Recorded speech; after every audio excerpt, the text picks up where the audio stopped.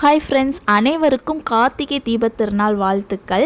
கார்த்திகை அப்படின்னாலே நம்ம எல்லாருக்குமே ஞாபகத்தில் வர்றது கொழுக்கட்டையும் விளக்கெலாம் ஏற்றுறதும் தான் ஞாபகத்தில் வரும்.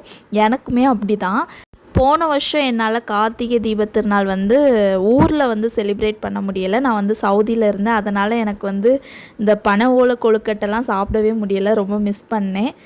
ஒரு வருஷம் கழித்து 2 வருஷம் ஆகுது பனை ஓலை கொழுக்கட்டை சாப்பிட்டு. இந்த வருஷம் தான் சாப்பிட போகிறேன்.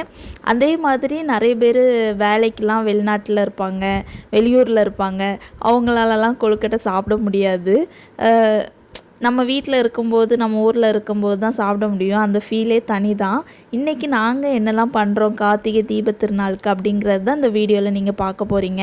தங்கச்சும் என் பையனும் சேர்ந்து வெல்லம் இடிச்சிட்டு இருந்தாங்க, பார்த்துருப்பீங்க. இன்றைக்கி எங்கள் வீட்டில் வெல்லம் வச்சு செய்கிற கொழுக்கட்டை தான் செய்ய போகிறோம். எங்கள் அம்மா மாவுலாம் பிசைஞ்சு தந்துட்டாங்க. நான் ஓலையை மட்டும் வெட்டினேன். அப்புறம் குட்டி குட்டியாக வெட்டி தந்ததும் எங்கள் அம்மா தான். அப்புறம் நான் உள்ள கொழுக்கட்டை வைக்க ஆரம்பிச்சிட்டேன். வச்சிட்டு இருக்கும்போதே பார்த்திங்கன்னா திடீர்னுட்டு மழை பெய்ய ஆரம்பிச்சிட்டு, நல்லா வெயில் அடிச்சிட்டு தான் இருந்தது. திடீர்னுட்டு ஒரு மழை கொஞ்ச நேரம். என் பையன் பார்த்திங்கன்னா இந்த டைம் தூங்கிட்டான். அதனால தான் என்னால் கொழுக்கட்டை வைக்க முடிஞ்சுது. இல்லைனா என்னால் வைக்கவே முடிஞ்சிருக்காது. அவனே பார்த்துட்டு இருக்கிற மாதிரி இருந்திருக்கும்.